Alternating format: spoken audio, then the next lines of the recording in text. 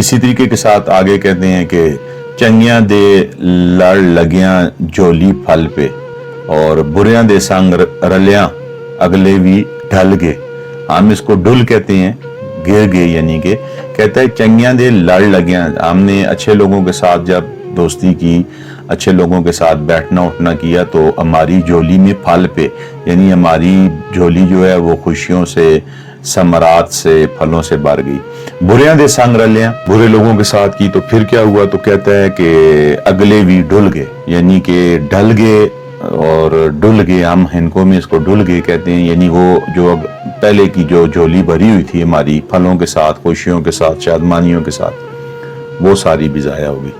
تو یہ فرق ہے کہ آپ خوشبو والی دکان پہ جائیں، 1 روپے کی خوشبو بھی نہ لیں تو آپ کو وہاں سے خوشبو ہی آئے گی.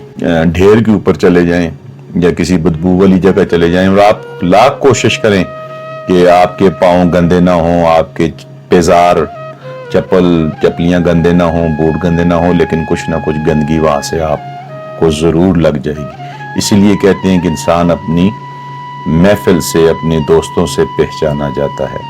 اور یہ ایک جو ہمارے بزرگ تھے یہی نصیحتیں کیا کرتے تھے، یہی حکایات تھیں سمجھانے کے لیے، واعظ کے لیے، نصیحت کے لیے.